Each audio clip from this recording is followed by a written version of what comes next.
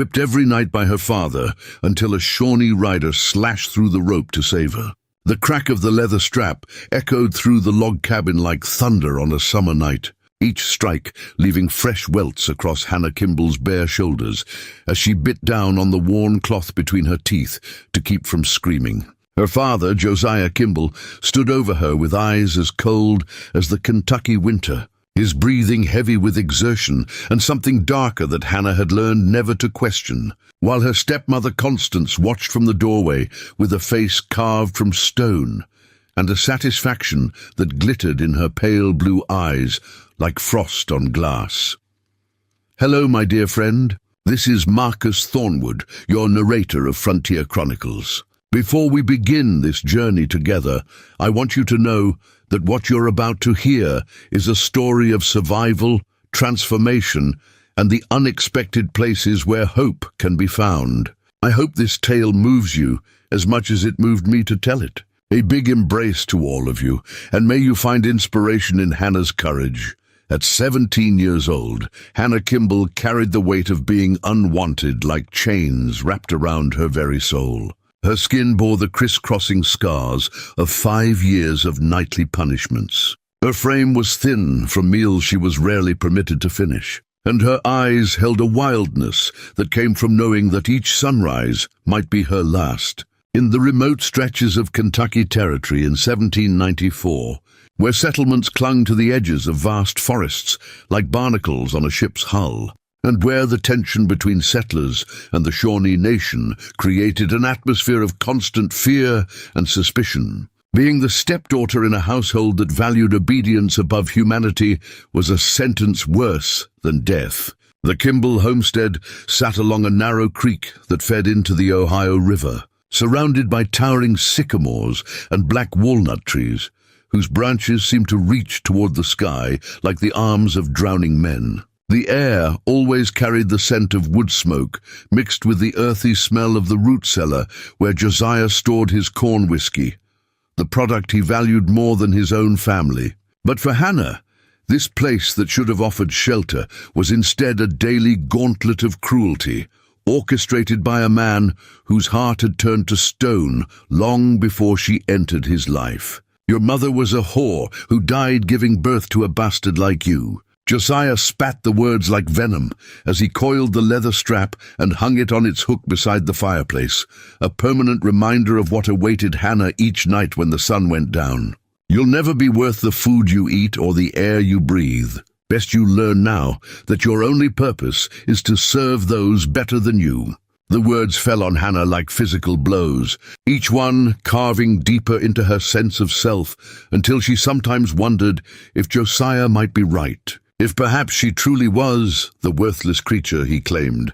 Her younger half-siblings, Thomas and little Prudence, had learned to avoid her as if her misfortune might be contagious, keeping their distance and sometimes joining in the mockery when their parents encouraged it. It was as if the entire household had conspired to remind her that she existed only on borrowed time and stolen mercy. At night, when the whippoorwills called from the dark forest and the creek babbled over smooth stones worn down by centuries of water, Hannah would curl herself into the smallest possible shape on the dirt floor of the storage room where she slept, separated from the main cabin by a thin wall that did nothing to muffle the sounds of her family's laughter and conversation. But there were moments rare as shooting stars in a clouded sky, when Hannah felt something different stirring beneath the layers of shame and pain. When she hauled water from the creek in the early morning mist, when she scattered corn for the chickens in the yard, or when she caught glimpses of deer moving like ghosts through the forest edge. A voice whispered quietly in the depths of her being that perhaps there was more to existence than what Josiah Kimball's cruelty had defined for her. Perhaps somewhere beyond this clearing, beyond these trees, there was a world where she could simply breathe without apologizing for taking up space. The brutal Kentucky autumn brought with it a series of events that would shatter Hannah's world and remake it into something she could never have imagined. Tensions between the settlements and the Shawnee people had been escalating for months, with both sides suffering losses and grievances that seemed impossible to resolve. Josiah Kimball, like many settlers, saw the Shawnee as obstacles to be removed, savages who stood between white men and the prosperity they believed God had promised them. One evening in late October, as the maples blazed red and gold, and the air turned sharp with the promise of coming winter, a Shawnee hunting party passed within sight of the Kimball homestead. They were peaceful, moving quietly along the game trails that had been used by their people for generations, but Josiah saw their presence as a provocation. He gathered several men from neighboring farms, men whose hatred had been fermenting in corn whiskey and fear, and they set out to teach the Indians a lesson they wouldn't forget. Hannah learned of the attack 3 days later, when Josiah returned home with blood on his hands and a satisfaction in his eyes that made her stomach turn. He had killed a young Shawnee hunter, a man barely older than Hannah herself, and he boasted about it as if he had slain a dragon rather than murdered another human being. That night, Josiah's rage seemed to have multiplied rather than been satisfied by the killing. He took the leather strap down from its hook earlier than usual, and Hannah knew with a sick certainty that this beating would be worse than all the others. She was right. The first strike knocked her to her knees. The second drove the air from her lungs, and by the fifth she could no longer maintain her silence. Her screams echoed through the cabin and out into the night, carrying across the creek and into the forest, where sounds traveled in ways settlers never understood. "You'll learn your place tonight," Josiah growled as he raised the strap again, his face flushed red with exertion and whiskey, and something approaching ecstasy. "You'll learn what happens to those who don't show proper gratitude for the charity they've been given." But before the strap could fall again, before Hannah could brace herself for another strike, the cabin door exploded inward with a force that sent splinters flying across the room. A figure moved through the doorway with the fluid grace of a hunting cat, and in the firelight Hannah saw him clearly. A Shawnee warrior with long black hair bound with leather cord, wearing buckskin leggings and a shirt decorated with intricate beadwork, his face painted with the stark lines of a man on a mission of justice. In his hand he carried a knife that gleamed like captured moonlight. The warrior's eyes swept the room in an instant, taking in Hannah's bloodied back, Josiah frozen, with the strap still raised, Constance backing toward the corner where she kept the rifle, and the two younger children huddled together in terror. Time seemed to stretch and bend, each second lasting an eternity as the warrior's gaze locked with Hannah's. And in that moment something passed between them, an understanding that transcended language and culture and all the barriers that supposedly divided their worlds.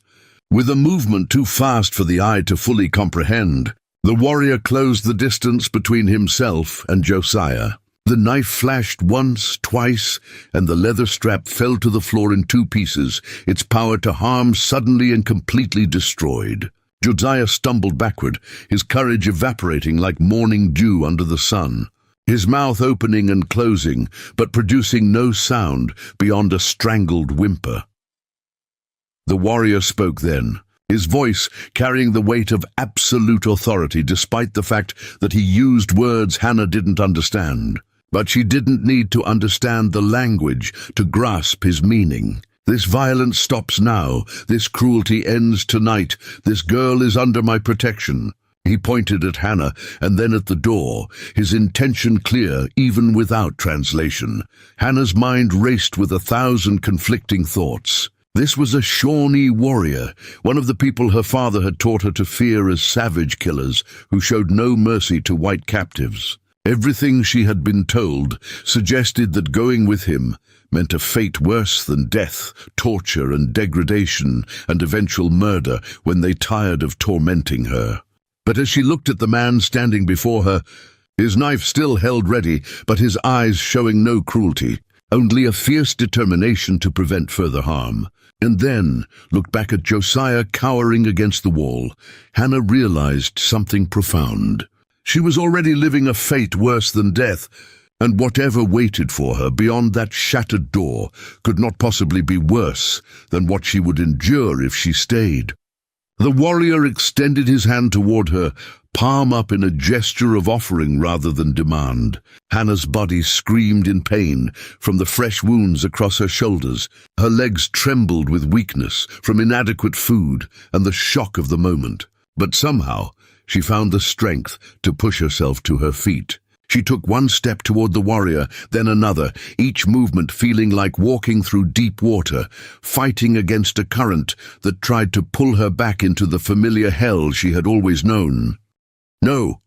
Josiah finally found his voice, though it came out as a strangled cry rather than the commanding tone he usually employed. "She's my daughter. You can't just take her. This is kidnapping. This is war." The warrior's response was to speak again in Shawnee, his tone making clear that Josiah's claims held no weight, that the man who had just been caught in the act of brutal violence had forfeited any right to claim protection under the laws of civilization. Hannah crossed the cabin floor on unsteady legs, stepping over the pieces of the severed strap, moving past the fireplace where the flames cast dancing shadows on the log walls, approaching the doorway where the warrior waited. As she drew close enough to take his offered hand, she caught his scent, leather and wood smoke and something else, something clean and wild like the forest after rain. His hand, when she finally placed hers in it, was warm and calloused and surprisingly gentle, closing around her fingers with a firmness that promised protection rather than possession. Together, they stepped through the shattered doorway and into the night. The October air hit Hannah's wounded back like ice water, making her gasp, but the warrior didn't slow his pace. He led her quickly across the clearing, past the chicken coop and the woodpile, toward the tree line where two horses waited in the shadows. One was a paint mare with a blanket strapped across her back. The other a dark stallion that tossed its head impatiently as they approached. Behind them, Hannah heard Josiah's voice rising to a scream, calling for help, threatening retribution, promising that every settler in the territory would hunt them down. But his words faded as the warrior lifted Hannah onto the paint mare with surprising care, considering the urgency of their escape, then swung himself onto the stallion with the easy grace of someone who had been born in the saddle. He spoke softly to the horses in Shawnee, and they moved forward into the forest, leaving behind the only home Hannah had ever known. The ride through the night forest was like moving through a dream, or perhaps a nightmare, from which Hannah couldn't quite wake. The warrior led them along paths she couldn't see, trails that seemed to exist only for those who knew where to look, winding between massive trees and across streams that reflected the pale light of a waning moon. Hannah clung to the mare's mane, her wounded back screaming with every movement, her mind struggling to process what had just happened and what might be waiting for her at the end of this journey. After what felt like hours, the warrior finally slowed their pace and turned to look back at Hannah. In the moonlight filtering through the forest canopy, she could see his face more clearly now, the paint that had seemed so fierce in the firelight revealing itself as ceremonial markings rather than war colors. His eyes, when they met hers, held concern rather than hostility, and when he spoke it was in halting English that surprised her.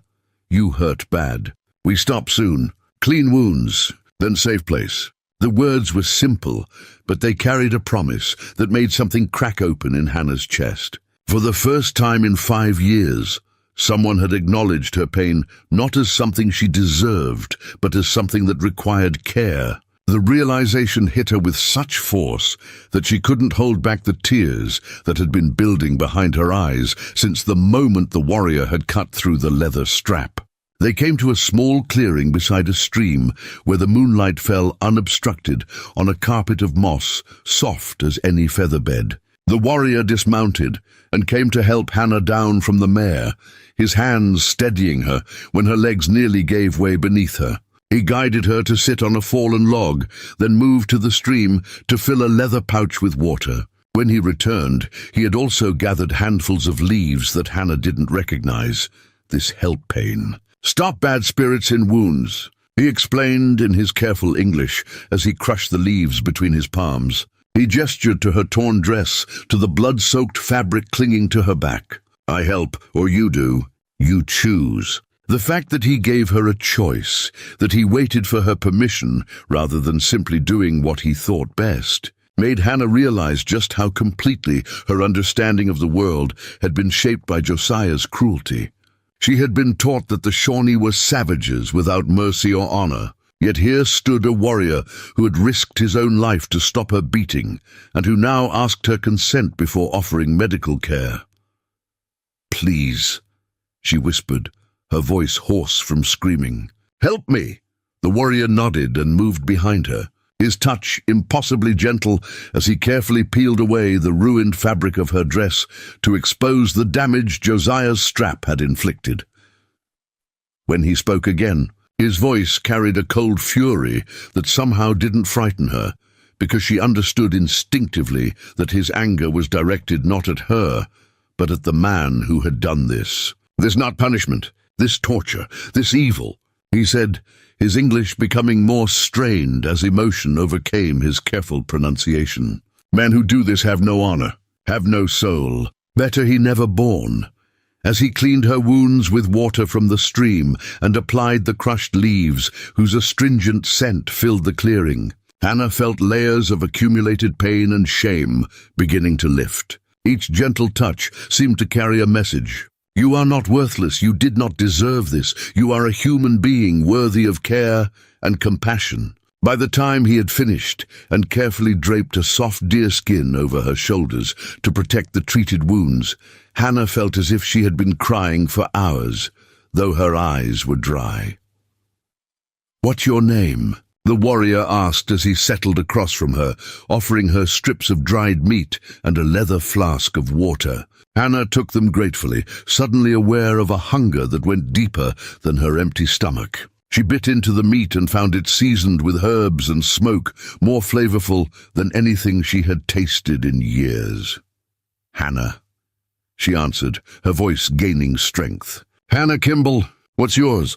"Black Wolf," he replied, and then added something in Shawnee that she guessed was his full name in his own language. "A warrior of Chalicata Sept. I see your father kill my cousin 3 days before. I come for justice but find." He gestured to her bandaged back, his face hardening. "Find this evil instead." His words confirmed what Hannah had suspected. This rescue hadn't been planned, hadn't been part of some larger raid or strategy. Black Wolf had come seeking vengeance for his cousin's murder, and instead had stumbled upon a different kind of injustice, one that his warrior's code wouldn't allow him to ignore. "You'll be in trouble," Hannah said, surprised by her own concern for this stranger who had saved her. "For taking me, they'll come after you." Black Wolf's expression softened slightly, something that might have been the ghost of a smile touching his lips. "They come anyway. Always come. Always want more land, more trees, more everything. One girl or no girl make no difference to hate."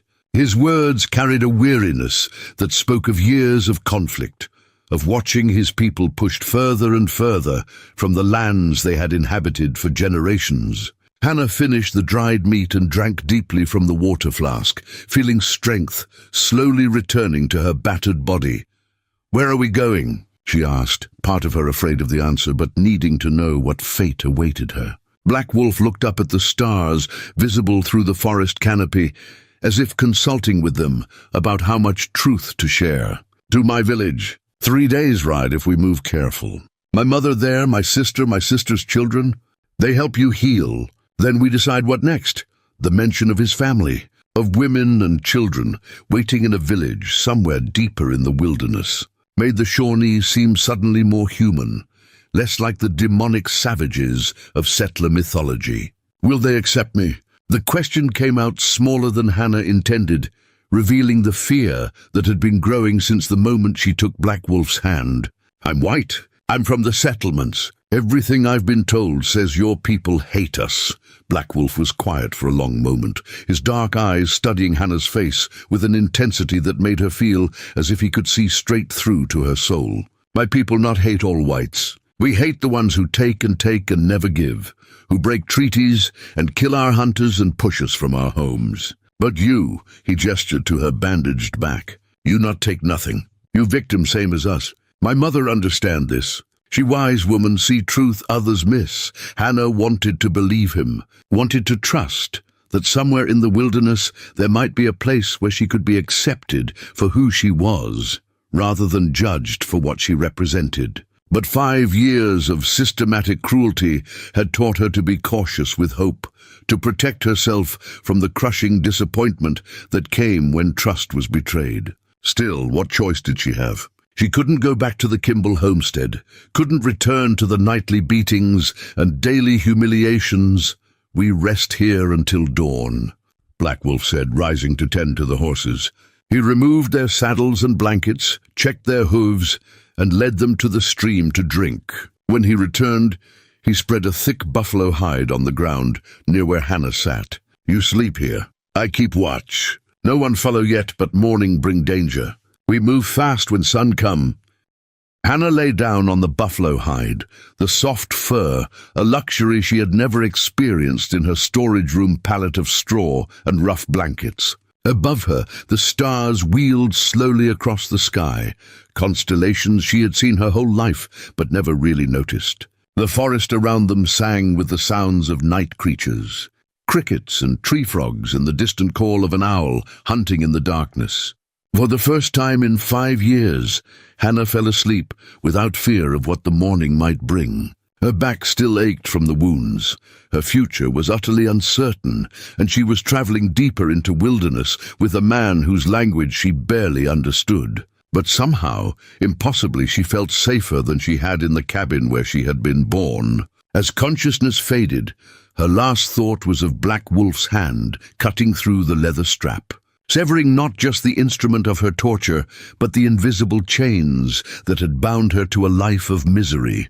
Dawn broke over the Kentucky wilderness with a pale light that filtered through the canopy like liquid silver, and Hannah woke to find Black Wolf already moving about the camp with the quiet efficiency of someone accustomed to traveling light and fast. He had rekindled a small fire and was roasting something wrapped in leaves over the flames, the smell making Hannah's stomach clench with hunger despite the dried meat from the night before. When he noticed her stirring, he brought her water from the stream in a hollowed gourd, waiting patiently while she drank. "We leave soon," he said, gesturing toward the east where the sky was brightening moment by moment. "Your father's people will search when light comes. We need distance before they pick up trail." His English was improving with each exchange, as if speaking with Hannah was unlocking words he had learned long ago, but rarely used. She wondered where he had learned the language, who had taught him, and what other surprises this warrior might hold. Hannah stood slowly, testing her body's readiness for more riding. The wounds on her back had stiffened overnight, and the medicine Black Wolf had applied had formed a protective crust over the worst of the welts. It hurt to move, but the pain was manageable, nothing compared to the fresh agony of the night before.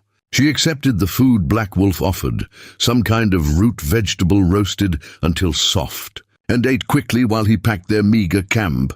As they prepared to mount the horses, Hannah caught sight of something that made her freeze. Through a gap in the trees she could see smoke rising in the distance, multiple columns that spoke of organized activity. Black Wolf followed her gaze, and his expression hardened.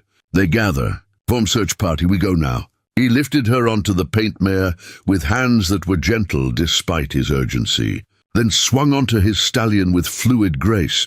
They rode hard through the morning, following game trails that wound deeper into the wilderness, crossing streams to confuse their scent, doubling back and taking unexpected turns that would make tracking them nearly impossible for anyone not intimately familiar with the forest. Black Wolf navigated with an assurance that suggested he knew every tree and stone in these woods, reading signs in the landscape that were invisible to Hannah's untrained eyes.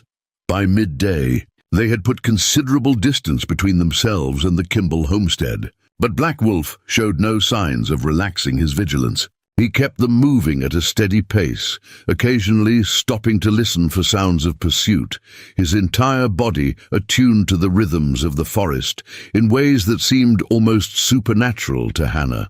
She found herself watching him with growing fascination. This man who moved through the wilderness like he was part of it. They stopped briefly at a spring that bubbled up from between moss-covered rocks, and while the horses drank, Black Wolf checked Hannah's wounds with the same gentle efficiency he had shown the night before. The medicine was working, he observed with satisfaction. Bad spirits leaving, you heal good. His confidence in her recovery was absolute, as if he could will her body to mend through sheer belief. As they rested, Hannah worked up the courage to ask questions that had been building in her mind since their flight began. "How did you learn English?"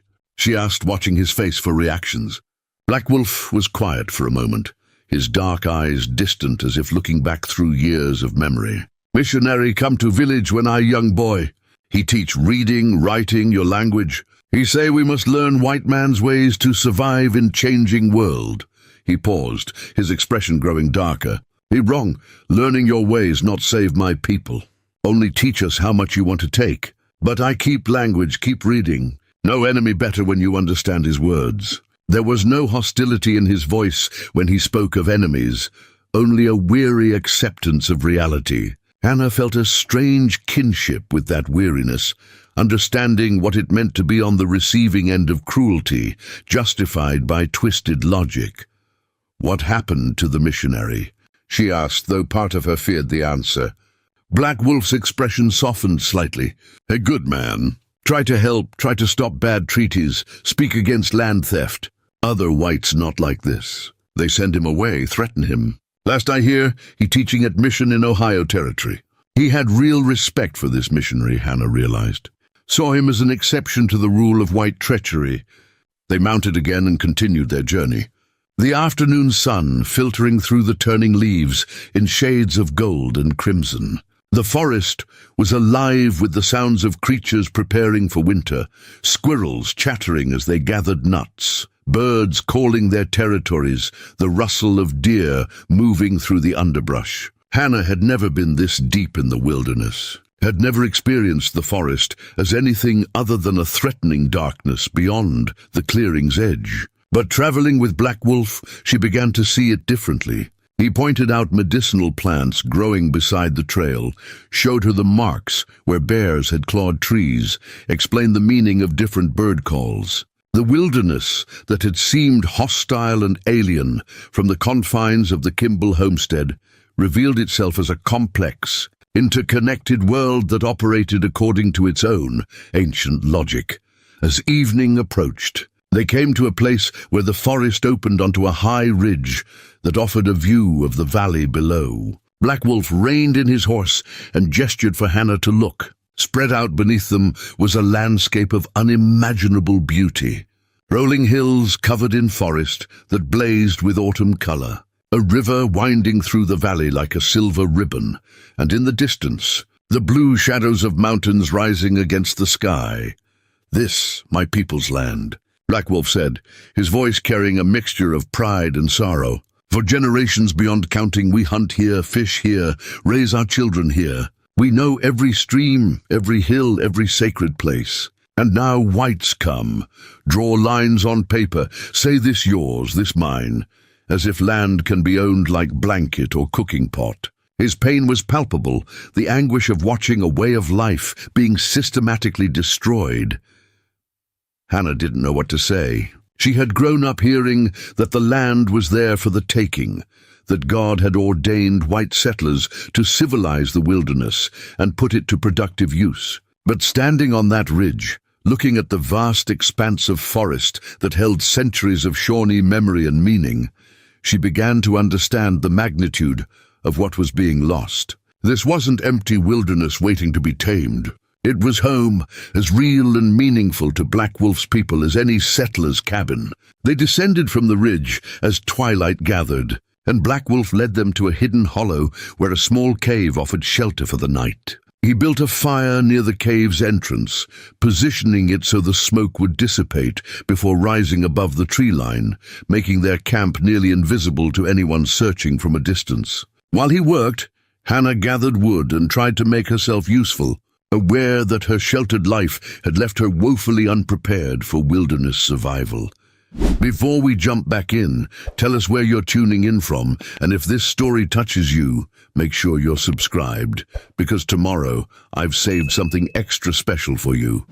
That night, as they sat by the fire, eating more of the dried meat and some wild berries Black Wolf had gathered, Hannah asked about his family. "Tell me about your mother. What is she like?" Black Wolf's stern expression softened in a way Hannah had not yet seen, revealing depths of feeling he normally kept carefully guarded. "My mother, Bright Moon, strongest woman I know. She survived winter sickness that kill many, survive hunger when crops fail, survive watching our land taken piece by piece. She teach me and my sister about old ways, about plants and animals, about spirits that live in all things. She teach us that strength not just in warrior's arm, but in heart that keeps loving even when world full of hate." He stared into the fire, his voice dropping lower. "When my father killed by settlers 5 winters ago, she not let hate consume her. She say hate like poison kill you from inside. Better to fight for life than fight from hate." Hannah absorbed this, thinking about how different Black Wolf's mother sounded from Constance, who had nurtured hatred like a prized garden and used it to justify every cruelty.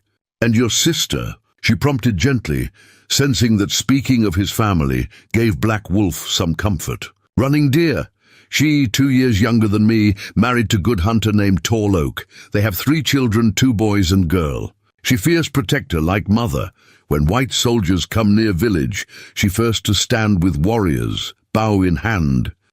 The pride in his voice was unmistakable, and Hannah found herself envious of the bond Black Wolf clearly shared with his family. She had never experienced that kind of loyalty and love, had never known what it felt like to have someone stand beside you without reservation. "What will they think," she asked quietly, "when you bring me to the village? Will they see me as the enemy?" Black Wolf turned his full attention to her, his dark eyes reflecting the firelight. "Some will cannot lie about this. Many in village have lost family to settlers, lost homes, lost way of life. They see white face and remember pain. But my mother, she see deeper. She teach me that people not defined by skin color, but by actions, by heart. You not choose to be born white, just like I not choose to be born Shawnee. What matters is what we do with life we given." His words carried a wisdom that seemed far beyond his years. And Hannah realized this warrior was not just a skilled fighter, but a thoughtful man who had grappled with complex questions about justice and humanity. She felt something stirring in her chest, not quite trust, but the beginning of it, the sense that perhaps Black Wolf truly meant to help her rather than harm her. "They will judge you by your actions," Black Wolf continued, poking at the fire with a stick. "You show respect, learn our ways, work hard, they will accept. Some faster than others, but eventually. My mother will help. She has strong voice in council, people listen when she speaks." His confidence in his mother's influence was absolute, suggesting she held a position of real authority in Shawnee society. Hannah pulled the deerskin tighter around her shoulders, feeling the evening chill creep into the hollow. "I don't know anything about your ways," she admitted. "I don't know your language, your customs, what's considered polite or rude. I'll make mistakes." Black Wolf nodded, as if this was perfectly obvious and not worth worrying about. Everyone make mistakes when learning new ways. What matters is willingness to learn, to listen, to try. You show that, people will be patient. He reached into a leather bag tied to his belt and pulled out a small object wrapped in soft doeskin. Opening it carefully, he revealed a string of shell beads, each one perfectly shaped and strung on sinew. "These belong to my cousin. The one your father killed. He was going to give them to girl he wanted to marry. Now he gone, girl grieves, beads have no purpose." He held them out to Hannah. "You take. Wear a sign that you under my family's protection. Anyone see these will know you not captive but guest." Hannah took the beads with trembling hands, understanding the profound significance of this gesture. Black Wolf was not just offering her jewelry, he was extending the protection of his family name, vouching for her in ways that would bind him to her fate. If she brought dishonor or trouble, it would reflect on him and his family. The weight of that responsibility settled on her shoulders, alongside the deerskin wrap. "I don't deserve this," she whispered, tears stinging her eyes. I'm nobody, nothing. Why would you risk so much for someone like me? Black Wolf's expression grew fierce, his jaw tightening with emotion. You not nothing. You human being with right to live without fear, without pain. My cousin died because your father see him as nothing. I not let his death be meaningless. I save you because it right thing to do, because my cousin would want justice, not revenge, because cycle of killing must stop somewhere. His words hit Hannah with the force of revelation. Black Wolf had not rescued her on impulse or out of pity. He had made a conscious choice to break the cycle of violence, to answer murder with mercy, to transform his grief into something constructive rather than destructive. It was an act of profound moral courage, and Hannah understood with sudden clarity that she was witnessing something rare and precious. She fastened the shell beads around her neck, feeling their smooth weight against her skin. I'll honor this gift, she said, her voice steady despite the emotion threatening to overwhelm her. I'll prove worthy of your family's protection. I'll learn your ways and respect them. I'll work harder than anyone expects. I'll show them that not all whites are like my father. Black Wolf nodded, satisfied with her declaration, and Hannah felt as if she had just taken a sacred oath. They sat in comfortable silence for a while, watching the fire burn down to glowing coals. The night sounds of the forest surrounded them, a symphony of crickets and tree frogs, the occasional hoot of an owl, the rustle of small creatures moving through the underbrush. Hannah had never felt so far from the world she had known, and yet paradoxically, she had never felt closer to understanding what it meant to be truly alive. As she prepared to sleep in the relative shelter of the cave, Black Wolf positioned himself at the entrance with his weapons close at hand. Before she closed her eyes, Hannah asked one more question. Black Wolf, why do you think your cousin's beads should go to me instead of the girl he wanted to marry? Wouldn't she want to keep them as a memory? Black Wolf was quiet for so long that Hannah thought he might not answer. When he finally spoke, his voice was heavy with emotion. She says she cannot look at them without seeing his body in the forest, without remembering. She say better they go to someone who can wear them as symbol of life, not death, of hope, not grief. She very wise, that girl. She understand that objects have power we give them, and she choose to give these beads power to protect rather than power to hurt. Hannah clutched the beads in her hand, feeling their significance grow with each word Black Wolf spoke. She would wear them not just as protection, but as a reminder of the young hunter whose death had set these events in motion, whose loss had created a connection between two people who should have been enemies. As sleep finally claimed her, Hannah made a silent promise to the memory of Black Wolf's cousin that his death would lead to something better, something that justified the sorrow it had caused. The third day of their journey began with a cold rain that turned the forest path slick and treacherous, forcing Black Wolf to slow their pace as the horses picked their way carefully over wet roots and mossy stones. Hannah pulled the deerskin wrap tighter around her shoulders, but the dampness still seeped through, chilling her to the bone. Despite the discomfort, she refused to complain, determined to prove she could endure the hardships of wilderness travel without becoming a burden. By mid-morning, the rain had intensified into a steady downpour that reduced visibility to mere yards and turned every depression in the trail into a muddy stream. Black Wolf finally called a halt beneath the spreading branches of an enormous oak tree, whose dense canopy offered some protection from the worst of the weather. He helped Hannah dismount, his hands steadying her when she stumbled on legs stiff from hours in the saddle. "We wait here until rain passes," he said, his breath misting in the cold air. "Too dangerous to ride when cannot see trail clearly. One wrong step, horse breaks leg, we walk rest of way." He began unpacking supplies from his saddlebags, moving with the calm efficiency that Hannah had come to recognize as his natural state. Nothing seemed to rattle this warrior, not pursuit, not weather, not the weight of the choices he had made. While they waited, Black Wolf taught Hannah words in Shawnee, pointing to objects and speaking their names slowly so she could practice the unfamiliar sounds. Tree became Hearteasy, water became Nepi, sky was Kishthwa. Hannah repeated each word carefully, stumbling over the pronunciation but determined to learn. She noticed how Black Wolf's face would light up slightly when she got a word right, a subtle expression of pleasure that made her try even harder. The language felt strange in her mouth. The sounds formed differently than English, requiring her to use her tongue and throat in new ways.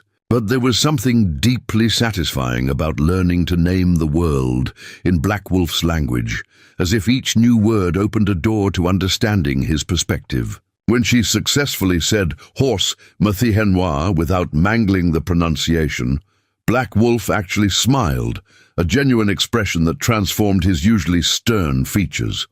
"Good. You learn fast," he said, his approval warming Hannah more than any fire could.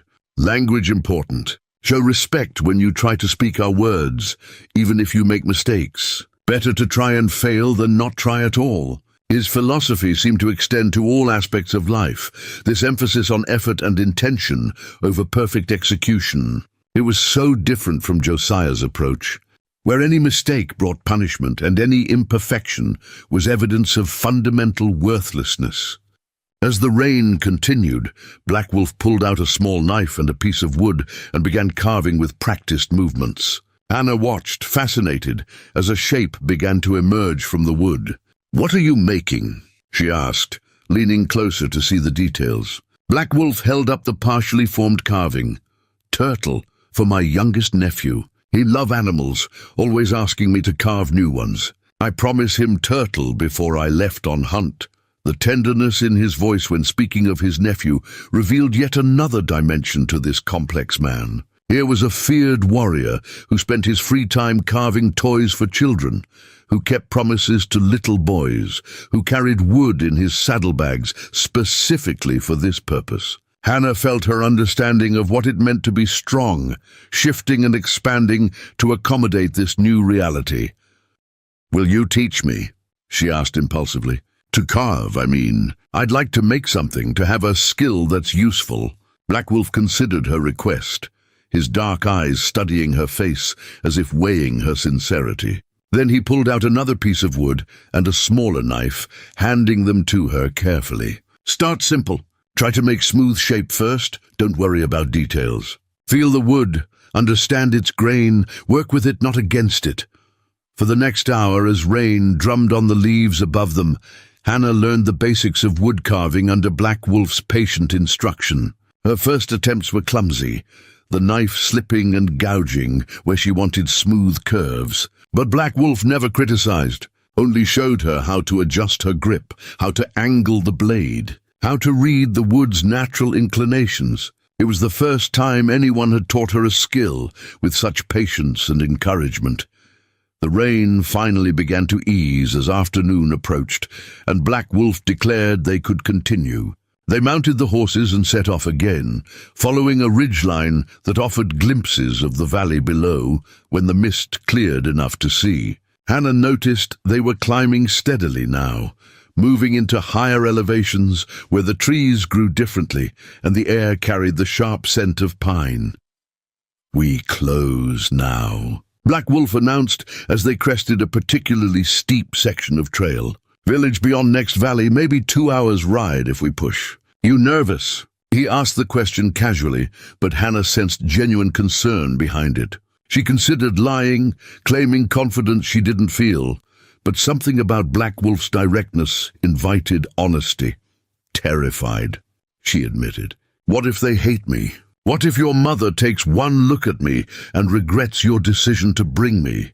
What if the children are afraid, or the warriors decide I'm not worth the trouble I'll cause?"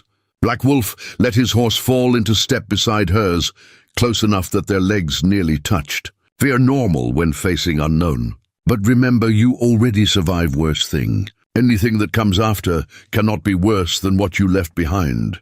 His logic was sound, but logic did little to calm the butterflies rioting in Hannah's stomach. Everything was about to change again, and she had no control over how the Shawnee would receive her, whether they would see her as guest or threat, whether she would find acceptance or merely a different kind of rejection. The shell beads around her neck suddenly felt very heavy, a symbol of protection that might prove insufficient against the weight of collective grief and anger. They descended into the valley as the sun broke through the clouds, sending shafts of golden light through the dissipating mist. The forest here was old growth, with trees so massive that 5 men couldn't link hands around their trunks, their canopy so dense that little undergrowth survived beneath them. It felt like riding through a cathedral, and Hannah found herself holding her breath as if even normal breathing might disturb the sacred atmosphere. Then, as they rounded a bend in the trail, the village appeared. It was larger than Hannah had imagined, with perhaps 30 structures arranged in a rough circle around a central open space. The buildings were not the crude bark shelters she had expected from settler descriptions, but substantial longhouses with curved roofs covered in elm bark, their construction showing sophisticated engineering and craftsmanship. Smoke rose from openings in several roofs, and Hannah could see people moving about, engaged in various tasks. Black Wolf stopped at the edge of the tree line, giving Hannah time to absorb the scene before they entered.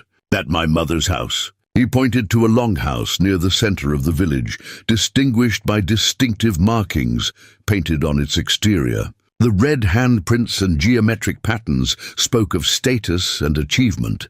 "We go there first. Let her know we arrived. Let her see you and make judgment." Hannah's mouth went dry. This was it, the moment that would determine her fate. She touched the shell beads at her throat like a talisman and straightened her spine, drawing on reserves of courage she didn't know she possessed. "I'm ready," she said, and was surprised to find it was almost true. Black Wolf nodded approvingly and urged his horse forward, Hannah following on the paint mare. Their arrival did not go unnoticed. As they entered the village, people stopped what they were doing to stare. Hannah felt the weight of dozens of eyes assessing her, saw shock and confusion on many faces and on some unmistakable hostility. Children pointed and whispered.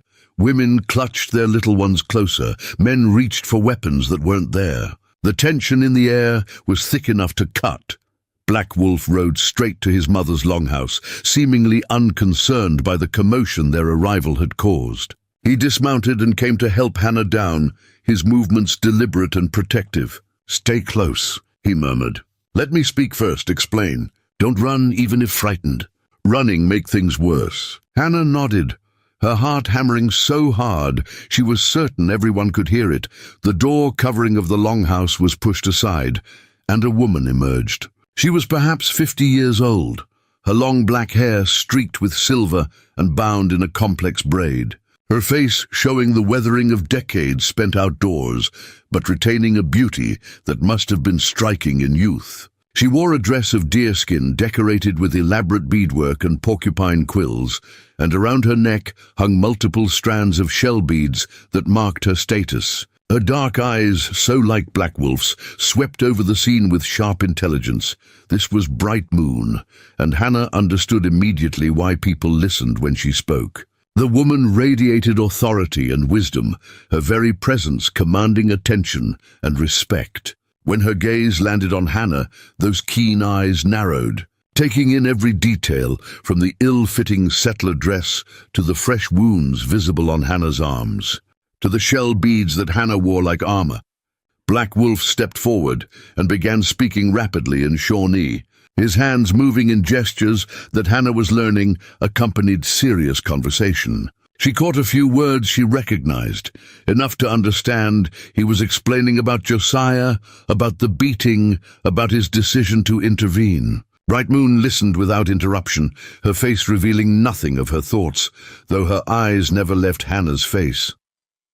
When Black Wolf finished speaking, silence stretched between mother and son. Then Bright Moon stepped closer to Hannah, circling her slowly, examining her from all angles like a horse trader assessing livestock. Hannah forced herself to remain still, to meet Bright Moon's eyes when they locked with hers, to show neither defiance nor cowering submission. She had learned from Black Wolf that respect was earned through bearing, through how one carried oneself in difficult moments. Finally, Bright Moon spoke, her voice clear and carrying despite not being raised. She spoke in Shawnee, and though Hannah couldn't understand the words, she heard questions in the tone. Black Wolf translated, his voice neutral. My mother asks why you wear my cousin's beads. She asks if you understand their meaning, their weight. She asks what makes you worthy of such protection. Hannah took a deep breath, gathering her thoughts. When she spoke, she directed her words to Bright Moon, trusting Black Wolf to translate accurately. I wear these beads because your son gave them to me as a symbol of his family's protection. I understand they belong to a young man whose life was stolen by my father's violence, a man who intended them as a gift of love before his future was taken from him. I don't know if I'm worthy of wearing them, but I promise to honor his memory and to prove through my actions that your son's mercy was not misplaced. As Black Wolf translated, Hannah watched Bright Moon's face for any reaction. The older woman's expression remained neutral, but something flickered in her eyes, some assessment being made that Hannah couldn't read. When the translation was complete, Bright Moon spoke again, and this time her words were longer, more complex. My mother says. Black Wolf translated carefully. That revenge is easy but changes nothing, that mercy is hard but changes everything. She says my cousin's spirit came to her in dream 3 nights ago and told her a white girl with scarred back would come to village, would need healing of body and soul. She says dreams never lie, and you are the one from the vision. Hannah felt goosebumps rise on her arms despite the warm afternoon. Bright Moon had dreamed of her before Black Wolf had even found her, before any of this had happened. It suggested forces at work beyond simple chance, patterns and connections that defied rational explanation. Bright Moon stepped closer and reached out to touch the shell beads at Hannah's throat, her fingers tracing the smooth surfaces with something like reverence. Then, unexpectedly, Bright Moon smiled. It transformed her face completely, revealing warmth that had been hidden behind the stern assessment. She spoke again, and this time her tone was welcoming. My mother says you are welcome in our home.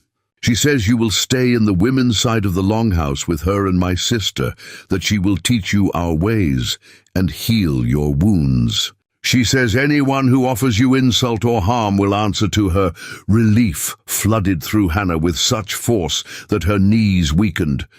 Black Wolf caught her elbow, steadying her, his own expression showing satisfaction at his mother's acceptance. Other people had gathered around now, drawn by curiosity and the unusual sight of a white girl in their village. Bright Moon turned to address them, her voice ringing with authority as she spoke in rapid Shawnee.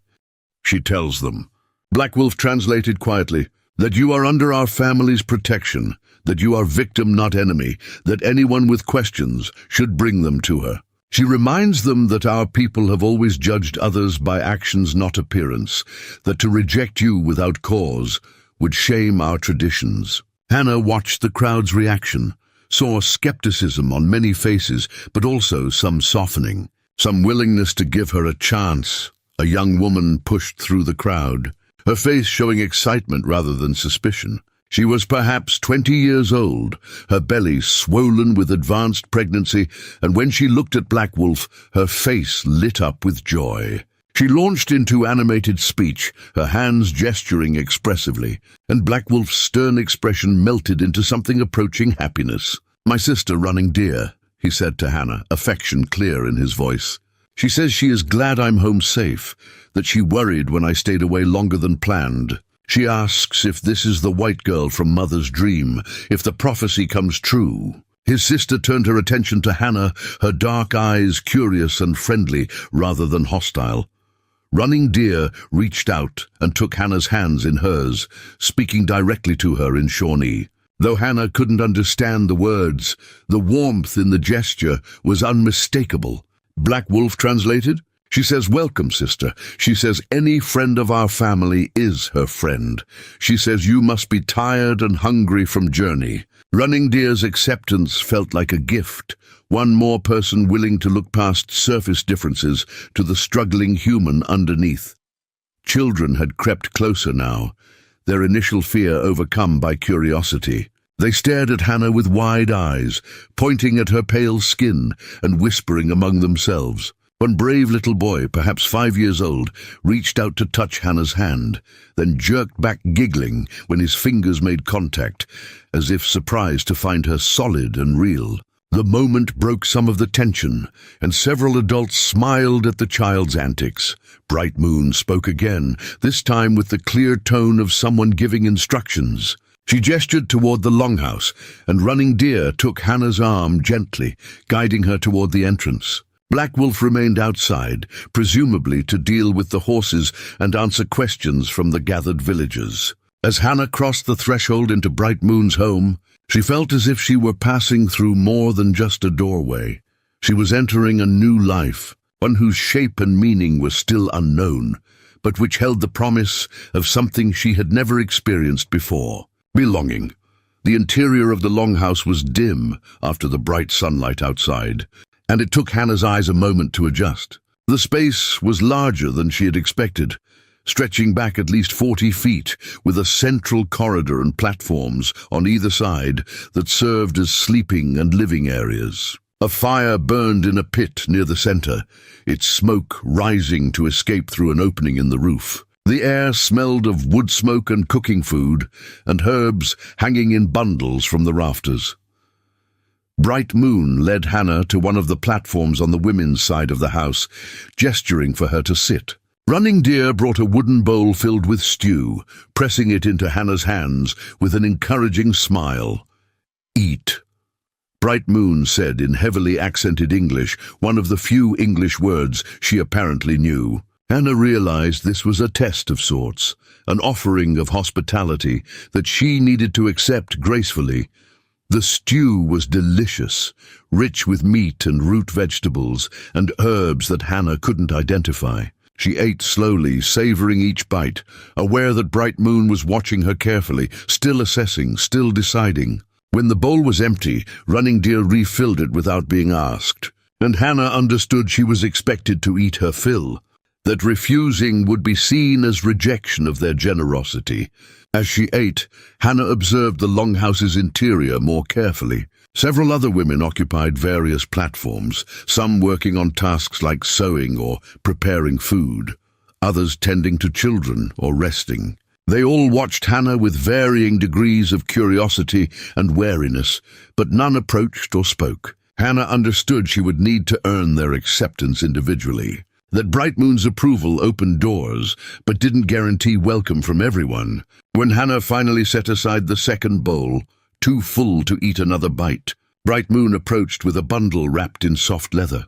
She unfolded it to reveal a dress of deerskin, beautifully made and decorated with simple but elegant beadwork. She held it up against Hannah, checking the size, then nodded with satisfaction. "For you," she said in her accented English, pressing the dress into Hannah's hands.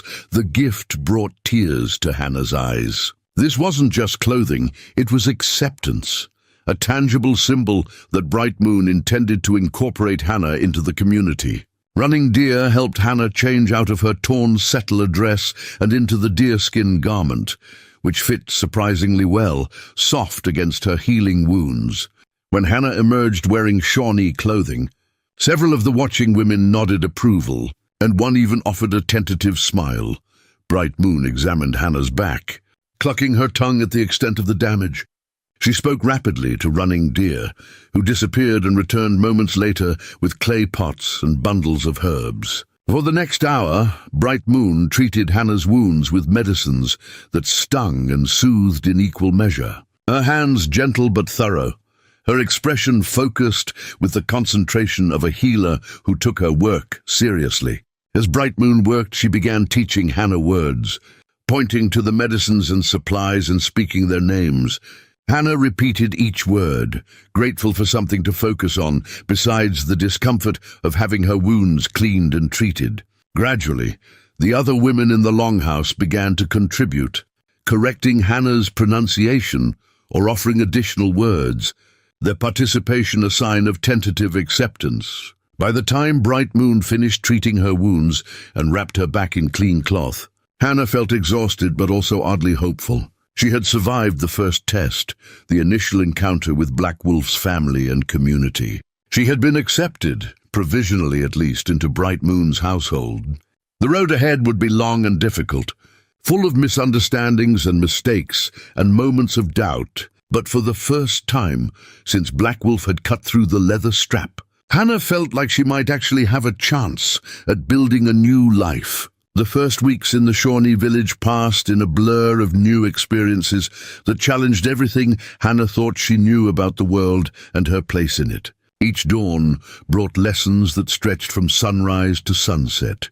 As Bright Moon took her education seriously, determined to transform this wounded settler girl into someone who could function within Shawnee society, Hannah threw herself into learning with desperate intensity, knowing that her survival depended not just on physical adaptation, but on proving her willingness to embrace a completely different way of life. The language remained her greatest challenge. Shawnee required sounds and tonal shifts that English never used, and Hannah spent hours each day practicing vocabulary with running deer who had infinite patience for repetition and correction. They started with essential words for daily life, the names of foods and tools and activities, gradually building towards simple sentences that allowed Hannah to express basic needs and thoughts. Her mistakes often brought laughter, but it was gentle amusement rather than mockery, and Hannah learned to laugh at herself when she accidentally asked for a cooking stone instead of water, or called someone's baby a very small warrior. Preparing and narrating this story took us a lot of time, so if you are enjoying it, subscribe to our channel. It means a lot to us now. Back to the story. Bright Moon insisted Hannah learn not just words, but the stories embedded in the language. The ways that Shawnee speech reflected a worldview fundamentally different from settler thinking. In English, Hannah had learned to speak of land as property, of animals as resources, of nature as something separate from humanity that existed to be used and controlled. Shawnee language made no such distinctions, every word acknowledging the interconnection of all living things, the responsibility humans carried toward the natural world, the sacred relationships that bound everything together. The women of the longhouse gradually warmed to Hannah's presence as they watched her work without complaint at even the most tedious tasks. She learned to prepare hides, scraping away fat and tissue until her hands cramped and blistered, then rubbing the leather with mixtures of brain and liver until it became soft and supple. She learned to gather firewood, selecting dead branches that would burn clean rather than green wood that would smoke, learning to read the forest for what it offered rather than simply taking whatever was convenient.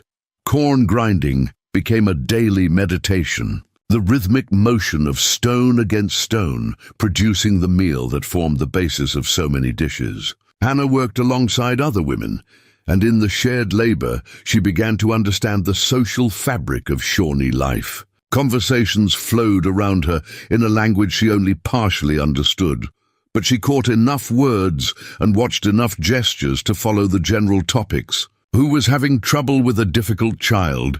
Whose husband had been successful on the hunt? What preparations needed to be made for the upcoming winter ceremonies? One afternoon, about 3 weeks after her arrival, an older woman named Grey Dove approached Hannah while she was grinding corn outside the longhouse. Grey Dove had lost her entire family to settler violence years before, and she had been among the most hostile to Hannah's presence, her face showing undisguised contempt whenever their paths crossed. Hannah braced herself for confrontation, but Grey Dove simply sat down nearby and began her own grinding. Working in silence for several minutes before speaking, Black Wolf translated later what Grey Dove had said, because Hannah's Shawnee wasn't yet good enough to catch all the nuances. Grey Dove had told her that hate was heavy to carry, that she had carried it for 5 years until it bent her back and stole her joy, that watching Hannah work honestly and humbly had reminded her that revenge against the innocent changed nothing about the past. She said that Hannah's willingness to learn Shawnee ways showed respect, and respect deserved recognition even when it came from unexpected sources. The conversation marked a turning point in Hannah's acceptance. If Grey Dove, who had every reason to reject her, could find space for reconciliation, then others felt permission to do the same. Women who had kept their distance began including Hannah in their conversations, teaching her the finer points of beadwork and quillwork. showing her how to identify edible plants and medicinal herbs in the forests surrounding the village. Children who had initially feared her strange pale skin now sought her out, fascinated by her attempts to speak their language, and delighted when she made mistakes that sent them into fits of giggles. Black Wolf maintained a respectful distance during those early weeks, allowing Hannah space to establish herself among the women without his constant presence complicating matters. But Hannah saw him around the village, watched him train younger warriors in combat techniques, observed how he interacted with elders with deep respect and with children with gentle patience. She noticed how other women looked at him with obvious interest, several unmarried young women making their availability clear through gestures and glances that transcended language barriers. The observation stirred something unexpected in Hannah's chest. An emotion she couldn't quite name, but that felt uncomfortably like jealousy. She had no claim on Black Wolf beyond gratitude for her rescue, no right to feel possessive of his attention. Yet she found herself watching to see which women he favored with conversation, whether he returned their obvious interest. The confusion of her own feelings kept her awake some nights, lying on her sleeping platform, trying to understand what was happening in her heart. Running Deer noticed because very little escaped her sharp eyes, despite her advancing pregnancy. One evening, as they worked together preparing vegetables for the communal meal, Running Deer spoke quietly in a mixture of Shawnee and simple English that Hannah could follow. "My brother, good man. Many women want him, but he not see them. He see only you." Her words were matter-of-fact, delivered without judgment but with clear significance. Hannah's hands stilled in their work, her heart suddenly pounding. "That's not possible," she replied in her halting Shawnee. "I'm white. I'm an outsider. I bring trouble to him and your family. Why would he want someone like me?" Running Deer laughed softly, her hand resting on her swollen belly. "You not understand yet. My brother not care about skin color. He care about spirit, about heart. He see your strength, your courage, your willingness to change. These things matter more than where you born." Before Hannah could respond, a commotion erupted near the village entrance. Shouts and the sound of running feet brought everyone out of the longhouses, and Hannah followed Running Deer as quickly as the pregnant woman could move. A group of warriors had returned from patrol, and they were bringing news that sent waves of tension through the gathered villagers. Black Wolf appeared at his mother's side, speaking rapidly, while Bright Moon's face grew increasingly grave. Hannah caught enough words to understand the basics. Settlers were organizing a large search party. Rumors had spread about a white girl taken by Shawnee warriors, and men from multiple settlements were joining forces to find her and punish whoever had taken her. Josiah had apparently convinced other settlers that Hannah had been kidnapped against her will, was being held captive and abused, and that righteous action was required to save her and teach the savages a lesson about taking white women. The irony would have been laughable if the situation wasn't so dangerous. Josiah, who had beaten her nightly and made her life a living hell, was now playing the concerned father demanding her return. But Hannah understood the truth beneath his performance. This wasn't about recovering his stepdaughter. It was about pride and control, and the convenient excuse her disappearance provided for escalating conflict with the Shawnee. Men like Josiah always found justifications for their violence, and Hannah's rescue had handed him a perfect pretext. Black Wolf caught Hannah's eye across the crowd, his expression serious but not afraid. He made his way through the gathered villagers until he stood before her, very aware that everyone was watching their interaction. He spoke in English so she would understand perfectly. "You have choice. You can go back, tell settlers you came willingly, try to stop conflict. No one here will force you to stay if you want to leave."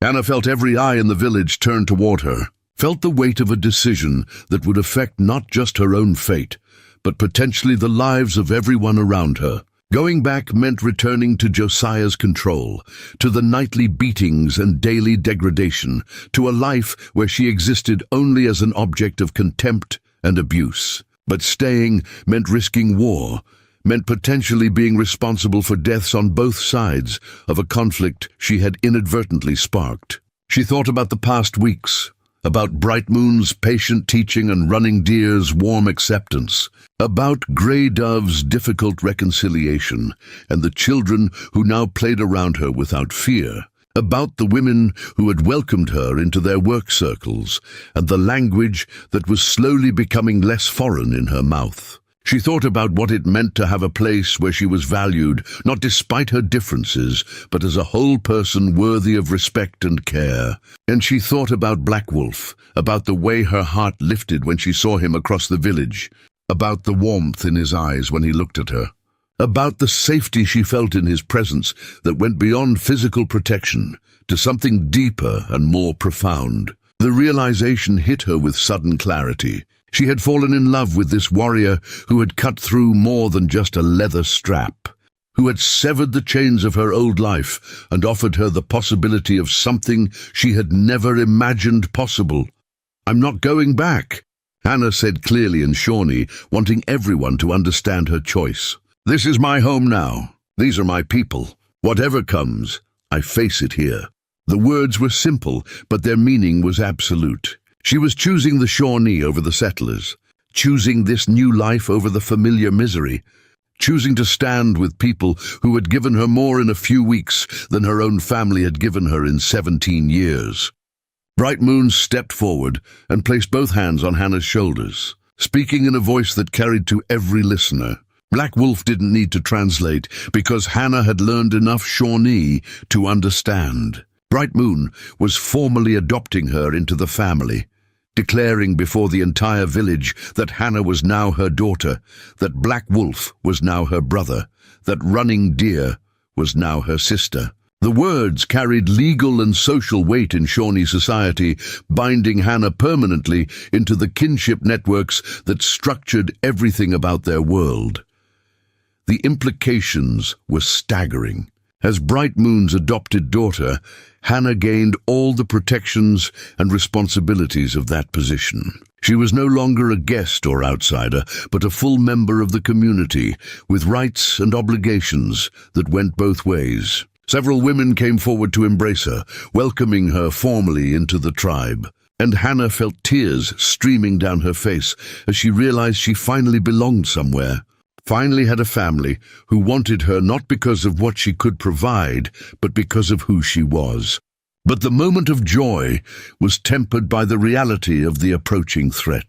The village council gathered that evening to discuss defense strategies, and because Hannah was now formally part of Bright Moon's family, she was permitted to attend, along with her adopted mother. She sat quietly in the circle as warriors and elders debated their options, her improving Shawnee, allowing her to follow most of the discussion. Some argued for abandoning the village temporarily, moving deeper into the wilderness until the settler anger cooled and the search party gave up. Others insisted on staying and preparing to defend their homes, setting up warning systems and organizing warriors into defensive positions. A few suggested offering to meet with the settlers under terms of truce, to negotiate and explain that Hannah had come willingly and was now under tribal protection. The debate grew heated as different factions pushed their preferred strategies. Black Wolf finally stood to speak, and immediate silence fell. He commanded respect not through volume or aggression, but through the careful wisdom of his words. He acknowledged the validity of different viewpoints, then laid out his own assessment. Running would solve nothing, he argued, because settlers would simply see it as confirmation of guilt and would pursue them deeper into Shawnee territory. Fighting would result in deaths on both sides and would escalate conflict beyond anyone's ability to control. The only path that offered hope of peace was direct communication.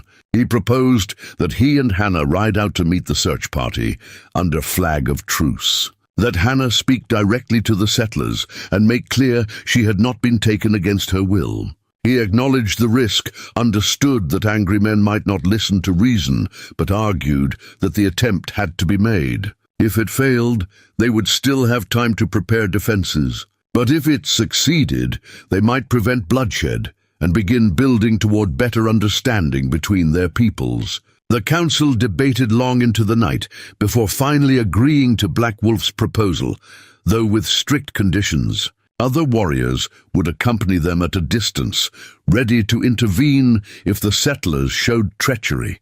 Bright Moon would send a formal message through her network of connections, alerting other Shawnee villages about the situation in case broader support became necessary.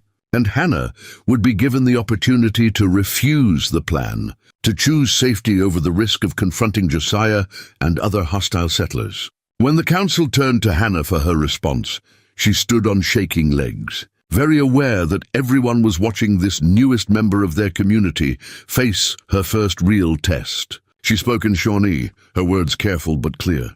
"If my voice can prevent war, then I must use it. If my testimony can show settlers that Shawnee people act with honor, then I must give it. I'm afraid, but fear is not reason enough to stay silent when silence might cost lives." Bright Moon's face showed fierce pride, and several warriors nodded approval at Hannah's courage. Black Wolf's expression revealed something deeper and more complex, a mixture of respect and concern, and something that might have been love, though Hannah hardly dared believe it. The council concluded with agreements about timing and logistics, and Hannah returned to the longhouse feeling as if she had aged years in a single evening. That night, unable to sleep, Hannah slipped out of the longhouse and walked to the edge of the village where she could see the stars overhead. She stood there remembering the girl she had been just weeks before, broken and hopeless, believing she had no value and no future. That girl seemed like someone from another lifetime, separated from who Hannah was becoming by an unbridgeable chasm of experience and transformation. She heard footsteps behind her and turned to find Black Wolf approaching, his presence somehow both calming and electrifying. He stood beside her in silence for several moments, both of them looking up at the familiar constellations that had guided Hannah through so many dark nights. When he finally spoke, his English was more fluent than usual, as if he had been practicing what he wanted to say. "You very brave." His voice was soft but certain. "Most people, they run from hard choices. You run toward them. This is quality of true warrior, not skill with weapons but courage to do right thing even when afraid." Hannah turned to look at him, finding his dark eyes already watching her face. "I'm only brave because you showed me how," she replied quietly. "You could have walked away that night. You could have let Josiah continue what he was doing. But you chose mercy over revenge, chose to save someone who meant nothing to you. You not nothing." Black Wolf interrupted gently. "Never nothing. From first moment I see you. I see strength hiding under pain, see spirit that refused to break even when body breaking. I see person worth saving." His words wrapped around Hannah's heart like a blanket, warming places that had been cold for so long she had forgotten what warmth felt like. "What happens tomorrow?" she asked, because she needed to know if he shared the fear that was keeping her awake. Black Wolf was quiet for a moment, considering his answer carefully. "Tomorrow we try to stop war before it starts. Maybe we succeed, maybe we fail. But either way, you show settlers and Shawnee both that bridge between peoples is possible, that hate not only option. This matter more than what happens to us." The words "us" hung in the air between them, weighted with implication. Hannah gathered her courage, the same courage that had allowed her to leave Josiah's cabin and embrace a new life. "What are we?" she asked directly. "You and me. What is this between us?" Black Wolf smiled then, a real smile that transformed his face. "In my culture, we believe spirits recognize each other across time and distance. I think my spirit knew yours before we ever met, knew you were coming, knew you would change everything." He reached out and took her hand, his calloused palm warm against hers. "When this is over, when danger passes, I want to court you properly, want to give you choice without pressure. But I need you to know my heart already yours, has been since I saw you choose freedom over familiar chains." Hannah felt tears gathering, but these were tears of joy rather than sorrow. "I don't need time," she said, her voice steady despite the emotion. "My heart chose you the moment you cut through that strap. Everything after has just been my head catching up to what my heart already knew." Black Wolf pulled her closer, and Hannah went willingly into his embrace, resting her head against his chest where she could hear his heartbeat, strong and steady. They stood like that under the stars, two people from worlds that were supposed to be enemies, finding in each other something that transcended every boundary society had tried to impose. Tomorrow would bring danger and difficult choices, but tonight they had this moment of peace, this declaration of feeling that made everything else worthwhile. When Hannah finally returned to the longhouse, she found Running Deer still awake despite the late hour, sitting by the low fire cradling her belly. Her sister smiled knowingly, having clearly anticipated where Hannah had gone and what might have transpired. "About time," Running Deer said in English, her tone teasing but affectionate. "Whole village sees how you look at each other. Only you two blind enough to not see it." Hannah laughed quietly, not wanting to wake the other sleeping women. "Is it always this terrifying?" she asked. "Loving someone, knowing you could lose them?" Running Deer's expression grew more serious. "Love always has risk. My husband hunts, he fights. Every day I wonder if he comes home. But life without love, that not living, that just waiting to die. You choose to truly live, Hannah. This brave thing." They sat together in comfortable silence, two sisters from different worlds, finding common ground in the universal experiences of women, learning to navigate love and danger and the complicated business of building lives worth living. When Hannah finally lay down to sleep, her mind was quieter than it had been in weeks. Whatever tomorrow brought, she would face it not alone, but surrounded by family who valued her, protected by love she had earned, and strengthened by the knowledge that she had already survived the worst thing and come out the other side transformed. Dawn arrived cold and clear, the kind of autumn morning where breath misted in the air and frost painted delicate patterns on every surface. Hannah woke before the other women in the longhouse, her stomach twisted with anticipation and dread about what the day would bring. She dressed carefully in the deerskin clothing that Bright Moon had given her, braided her hair in the Shawnee style that Running Deer had taught her, and fastened the shell beads around her neck like armor against what was to come. Bright Moon was already awake, tending the fire and preparing corn cakes for breakfast. When she saw Hannah, she gestured for her to sit and eat, pressing warm food into her hands with the insistence of someone who understood that courage required fuel. They ate in silence, the older woman's presence offering comfort without needing words. When the meal was finished, Bright Moon took Hannah's face in both hands and spoke in slow, careful Shawnee, so Hannah would understand every word. "You carry our honor today. Not just your own story, but proof that two peoples can choose understanding over war. This heavy burden for young woman, but I see your strength. You will not fail." The confidence in Bright Moon's voice steadied Hannah's racing heart, reminding her that she didn't face this challenge alone, but carried the support of her adopted family and the hopes of an entire community seeking peace. Black Wolf was waiting outside with the horses already prepared for the journey. He had painted his face not with war colors, but with the marks of peaceful negotiation, patterns that signaled his intention to talk rather than fight. 3 other warriors stood nearby, their faces also painted for peace, but their weapons clearly visible, a reminder that peaceful intentions didn't mean defenseless vulnerability. They would follow at a distance, close enough to intervene if treachery occurred, but far enough back not to appear threatening. Hannah mounted the paint mare that had carried her to the village weeks before, the horse nickering softly in recognition. Black Wolf swung onto his stallion with his characteristic grace, then turned to address the small crowd that had gathered to see them off. He spoke in Shawnee, his voice carrying clearly in the crisp morning air, words that Hannah now understood well enough to follow without translation. "We go to speak truth, to show that honor exists on both sides when people choose to see it. Whatever happens today, remember that peace is always worth pursuing, that every war starts with someone deciding violence is easier than understanding. We choose the harder path because it is the right path." His words carried the weight of someone who had thought deeply about the consequences of violence, who had seen enough blood to know that victory in battle rarely solved the underlying problems that caused conflict. They rode out from the village as the sun climbed above the tree line, following the trail back toward settler territory.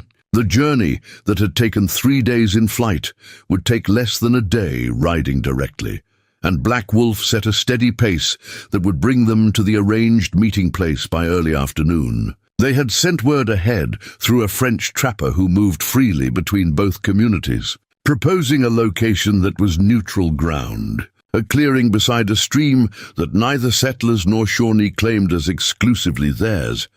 As they rode, Black Wolf talked to Hannah about what to expect, how to handle potential hostility, what to say if settlers refused to believe her testimony. Stay calm no matter what they say, he advised. Anger makes people not listen.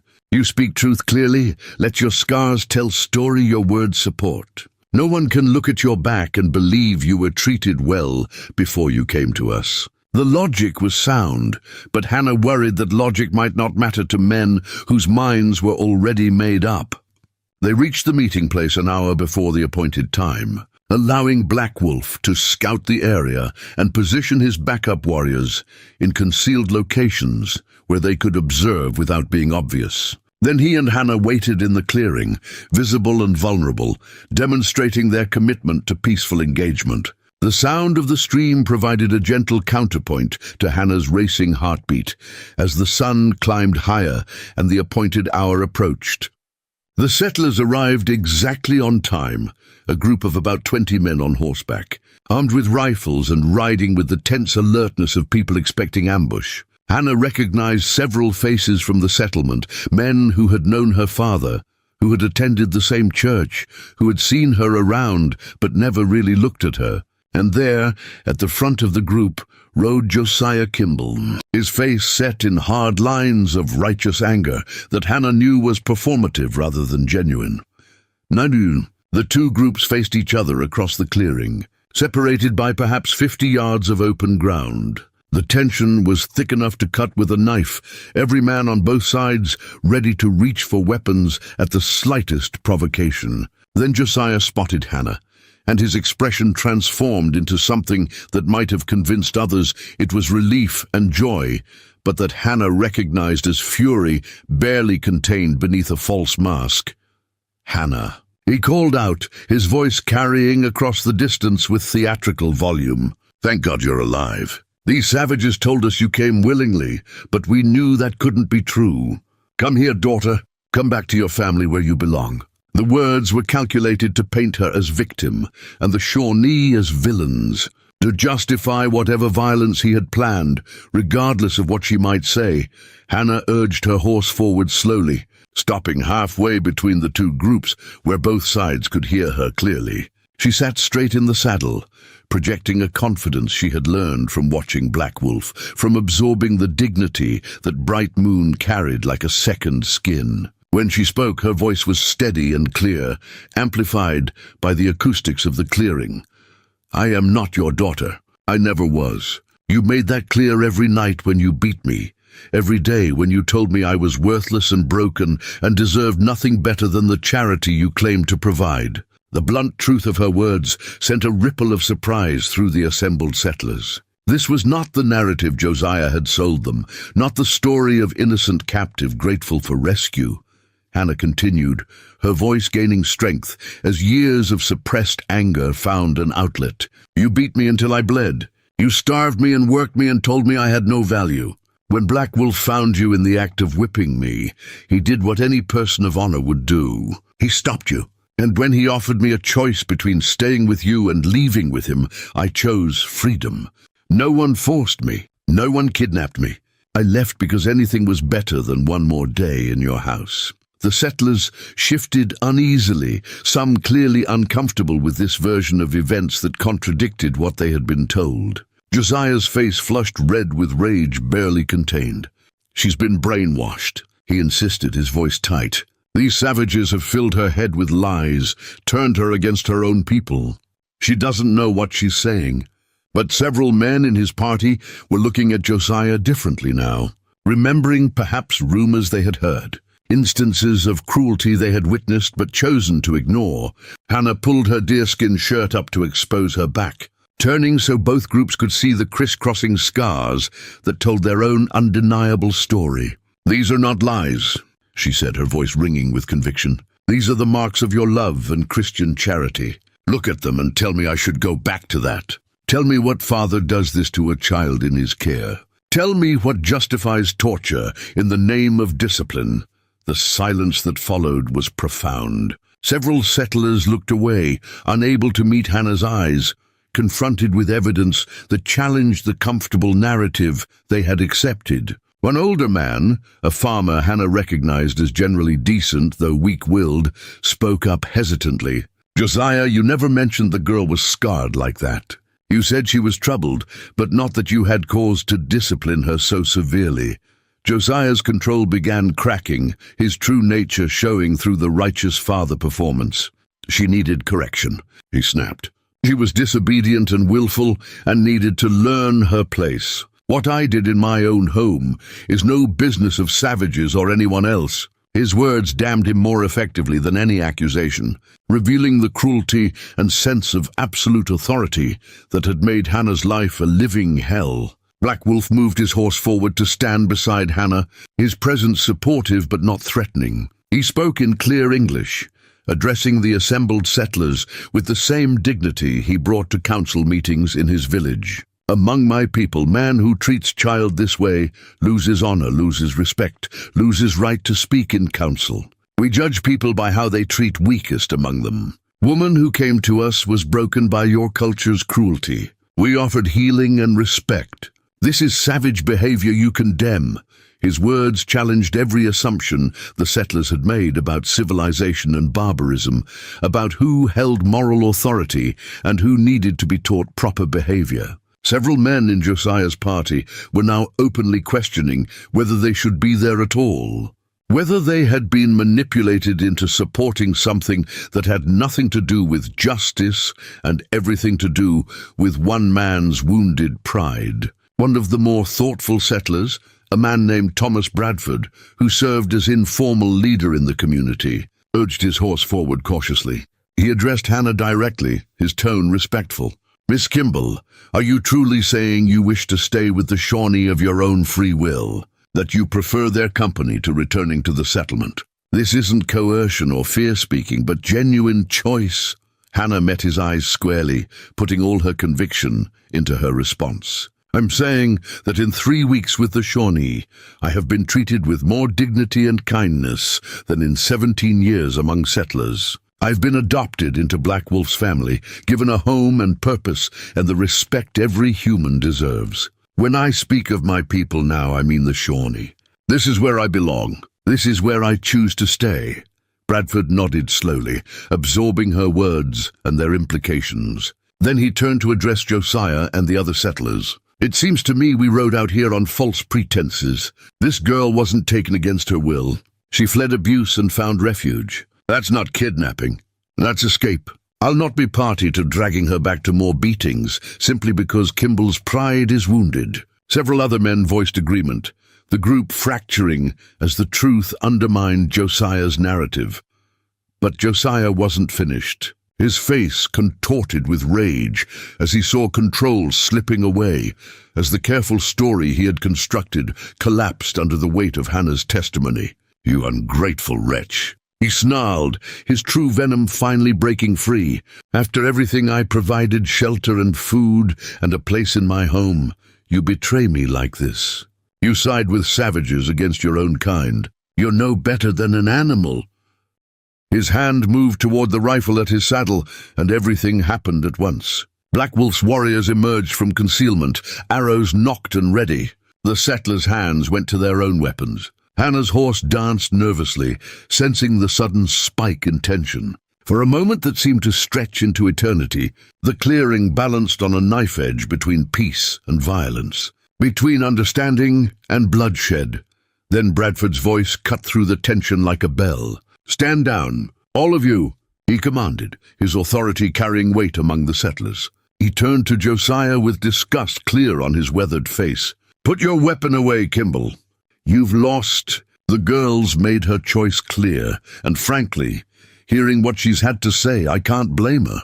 Any man who'd treat a child that way doesn't deserve to call himself a father. The moment held, balanced between possible futures, and then slowly, grudgingly, hands moved away from weapons on both sides. The Shawnee warriors remained visible, but lowered their bows. The settlers relaxed slightly in their saddles. The crisis point had passed, disaster averted by the thin margin of one man's moral courage and the weight of undeniable truth.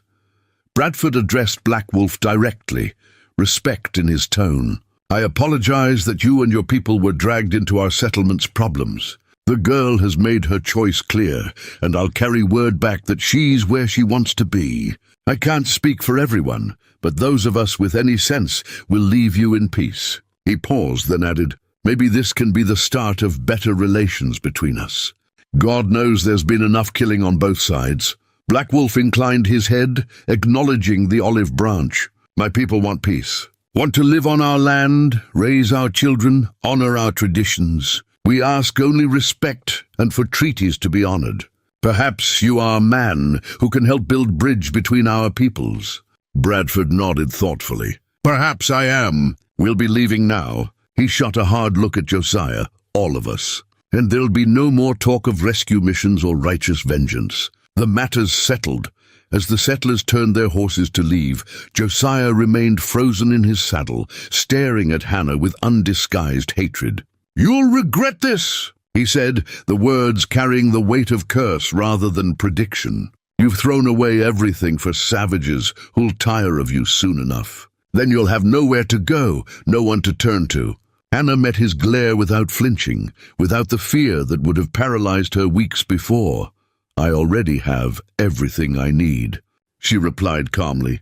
"I have family who values me, a home where I'm respected, and freedom from your cruelty.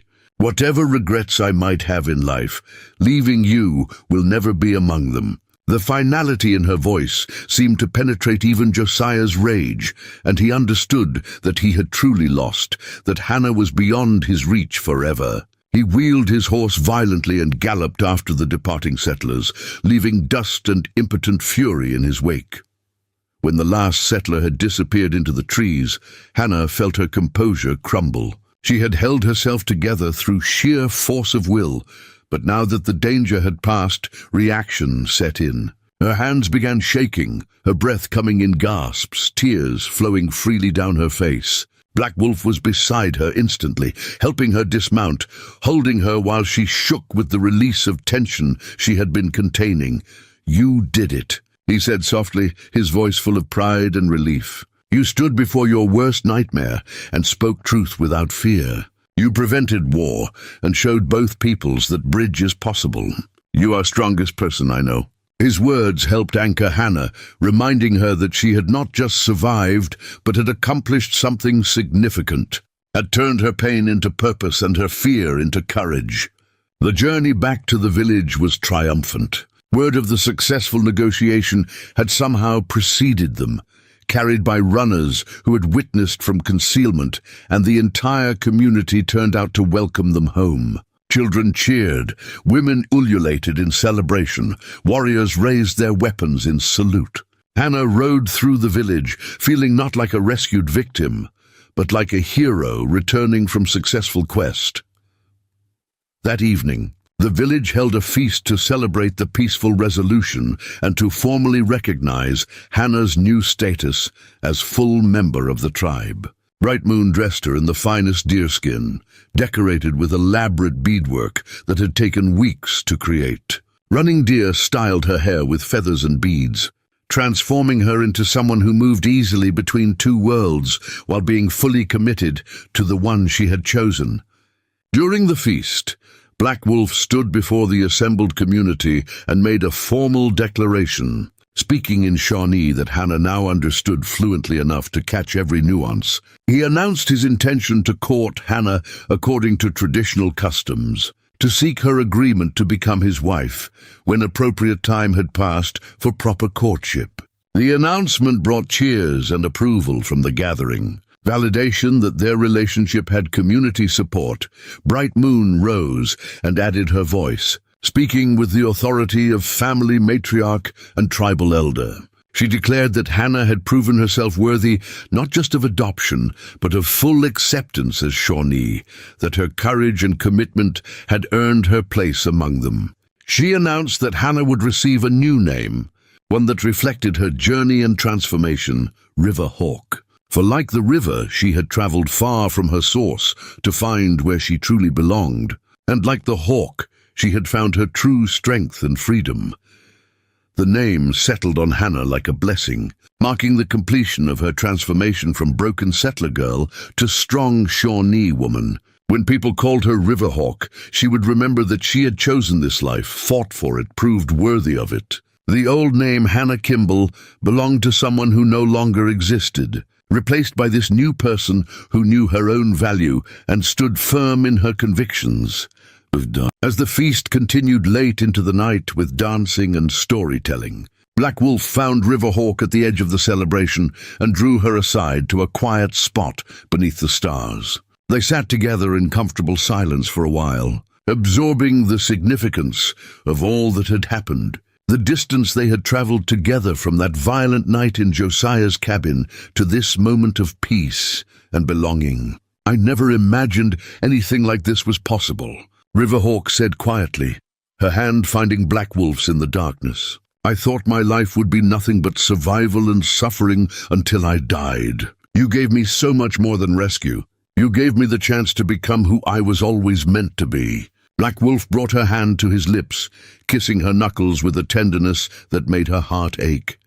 You gave yourself that chance, he corrected gently. I only cut rope. You did the hard work of healing, of learning, of choosing courage over fear. That all came from inside you, from spirit that refused to break, no matter how much pressure was applied. I just honored what I saw in you that first moment. Riverhawk leaned against his shoulder, feeling truly safe and loved for the first time in her life. The years that followed brought their share of challenges and joys in equal measure. Riverhawk and Black Wolf married in a ceremony that blended Shawnee traditions with new rituals they created together, symbolizing the bridge they represented between worlds. They had children, 3 daughters and 2 sons, who grew up speaking both languages and understanding both cultures, who embodied the possibility of peace and mutual respect. Riverhawk became known as a healer and mediator, using her unique position to help facilitate understanding between settlers and Shawnee.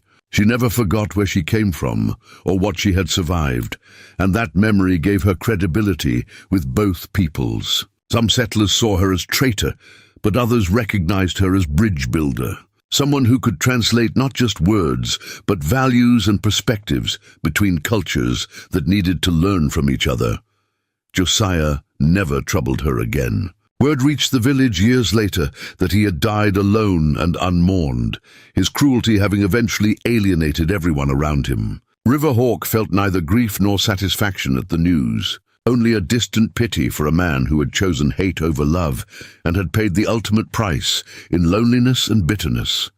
Running Deer gave birth to a healthy daughter and remained Riverhawk's closest friend and sister, their bond strengthening over years of shared experience. Bright Moon lived to see her grandchildren grow, her wisdom and guidance shaping not just her own family, but the entire village. The community prospered, adapting to changing times while maintaining core values that defined their identity. On quiet evenings, when the children were settled and the day's work complete, Riverhawk would sometimes sit beneath the stars with Black Wolf, remembering that desperate girl who had taken a warrior's hand and stepped into the unknown. That choice, made in a moment of crisis and courage, had led to everything that followed, to love and family and purpose and peace. The story of the girl who was whipped every night until a Shawnee warrior slashed through the rope became legend, told around fires in both settler cabins and Shawnee villages. But those who knew the truth understood it wasn't really about rescue at all. It was about recognition, about one person seeing another's humanity clearly enough to act on it, about the transformative power of choosing mercy over vengeance, understanding over hatred, hope over despair. Riverhawk lived to old age, her silver hair a crown of wisdom, her scarred back a map of survival, her life a testament to the truth that where we come from matters less than who we choose to become. She died surrounded by children and grandchildren from both cultures, living proof that bridges between peoples are built not through grand gestures, but through daily acts of courage, compassion, and commitment to seeing the humanity in everyone. And in the end, that was the real story worth telling. Not about a victim who was saved, but about a survivor who saved herself by finding the courage to leave behind everything familiar and step into a life that honored her worth. That courage, more than anything else, was what changed everything, not just for her, but for everyone whose life she touched, rippling outward in ways large and small, proving that one person's choice to embrace transformation can indeed change the world. 3 years had passed since the day Riverhawk stood in that clearing and chose her future with words that prevented bloodshed and changed the course of countless lives.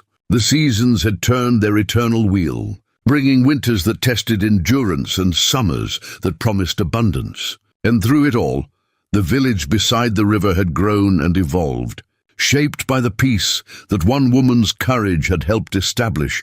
Riverhawk stood at the edge of the cornfield in the early morning light, one hand resting on her swollen belly where her third child grew, watching the mist rise from the river like spirits ascending to greet the new day.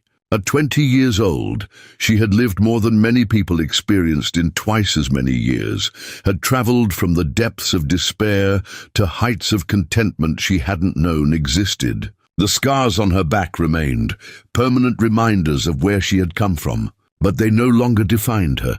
Black Wolf emerged from their home, their 2 daughters clutching his hands as they stumbled along on unsteady toddler legs. Little Bright Star was 2 years old, named for her grandmother whose wisdom continued to guide the family. Swift Fox had just celebrated her first winter, already showing signs of the fierce independence that characterized both her parents. Black Wolf's face softened with love as he watched them toddle toward their mother, and Riverhawk felt her heart expand with gratitude for this life she had built. "Good morning, my loves," Riverhawk said, crouching awkwardly with her pregnant belly to embrace both daughters. "Did you sleep well?" Bright Star launched into an animated description of a dream involving rabbits and butterflies, her storytelling already showing the dramatic flair she had inherited from her father. Swift Fox simply hugged her mother's neck and made happy sounds, content to be held. Black Wolf came to stand beside his wife, his arm wrapping around her shoulders. "Council meets today to discuss the treaty proposals from Bradford's settlement," he said quietly, his tone mixing hope and wariness. "They want to formalize trade agreements, establish clear boundaries, create system for resolving disputes without violence. It could change everything." Riverhawk nodded, understanding the delicate balance required. Thomas Bradford had proven himself a man of his word in the 3 years since that confrontation, working steadily to build bridges between his settlement and the Shawnee villages. But not all settlers shared his vision, just as not all Shawnee trusted white promises after generations of broken treaties. "I'll attend the council meeting," Riverhawk said, her voice carrying quiet authority. "My presence reminds both sides that understanding is possible, that people can change." Black Wolf squeezed her shoulder gently, his pride in her evident. In 3 years of marriage, she had become not just his wife, but his partner in the truest sense, someone whose counsel he valued and whose judgment he trusted completely. The council gathered at midday in the largest longhouse, arranged in a circle that placed everyone at equal status. Riverhawk took her place beside Black Wolf, very aware that her presence was still somewhat controversial, even after 3 years. Some elders remained skeptical of her loyalty, wondering if crisis might reveal her true allegiance to her birth people. Thomas Bradford arrived with a small delegation, men and women who had worked alongside him to build peaceful relations. The negotiations lasted most of the afternoon, conducted in a mixture of English and Shawnee, with Riverhawk often serving as translator when nuances needed clarification. The proposed treaty was comprehensive, addressing everything from hunting territories to trade protocols to systems for resolving conflicts. The most contentious issue involved land boundaries. Settlers wanted clear delineation of property they could fence and farm, while Shawnee concepts of land use focused on seasonal patterns and shared resources. Finding language that satisfied both worldviews required creativity and patience, with Riverhawk often suggesting phrasings that bridged the conceptual gap. One tense moment came when a Shawnee elder questioned whether any treaty with whites could be trusted, given the long history of broken promises. Bradford listened respectfully, then responded with unexpected humility. "You're right to doubt," he said, his voice heavy with acknowledgement of past wrongs. "My people have lied and stolen and broken faith more times than I can count. All I can promise is my own word and the commitment of those who came with me today." The honesty seemed to shift something in the room.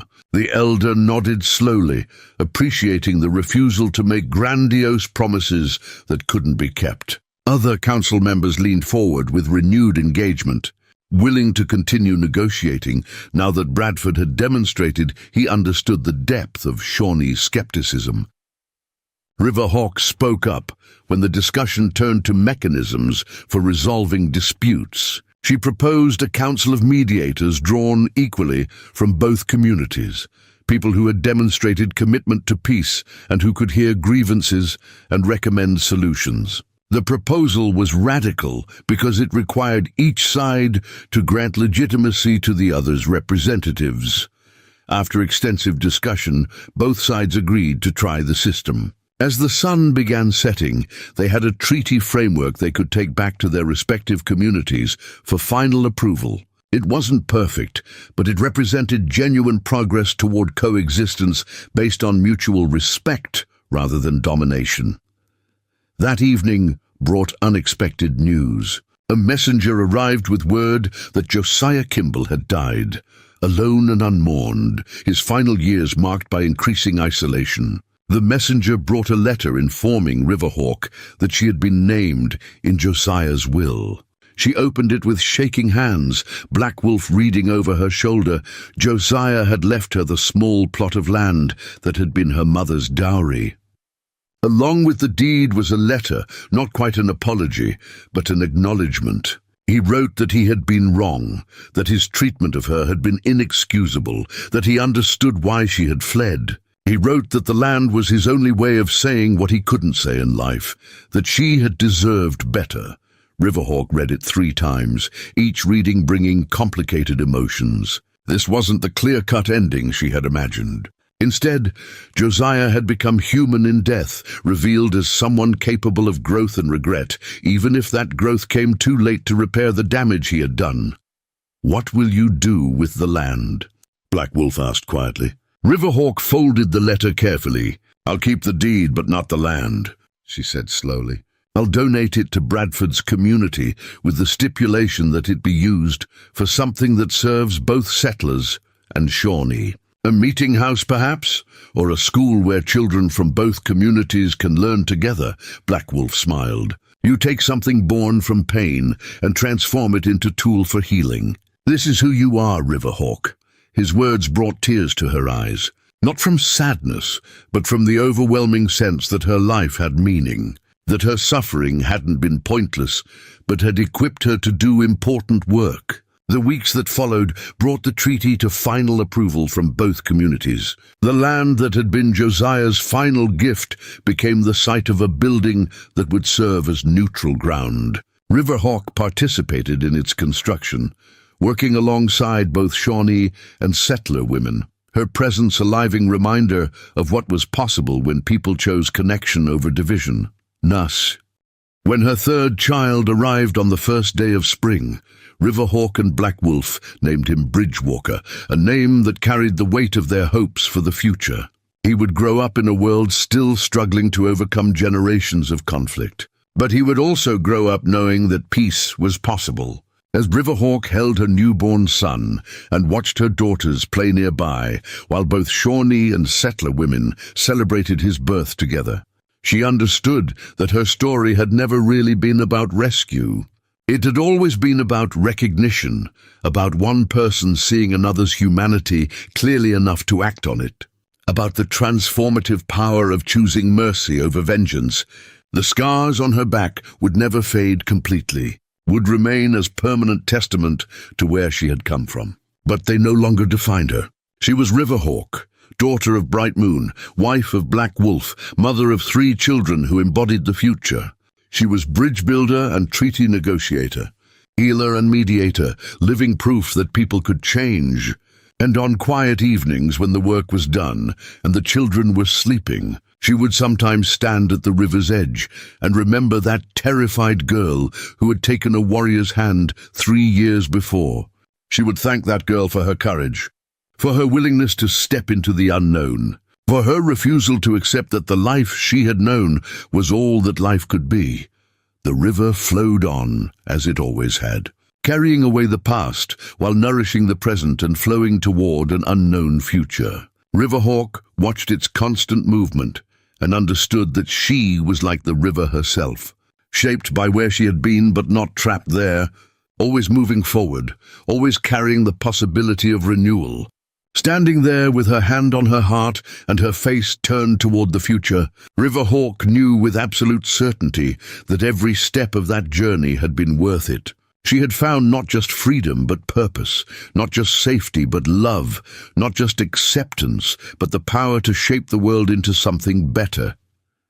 And that, in the end, was the real story worth telling. Not about a victim who was saved, but about a survivor who chose to transform her pain into power, her suffering into strength, and her despair into hope that lit the way forward for everyone who came after. The girl who had been whipped every night had become the woman who built bridges between worlds, proving that where we come from matters less than who we choose to become. Up next, you've got 2 more standout stories right on your screen. If this one hit the mark, you won't want to pass these up. Just click and check them out, and don't forget to subscribe and turn on the notification bell so you don't miss any upload from us.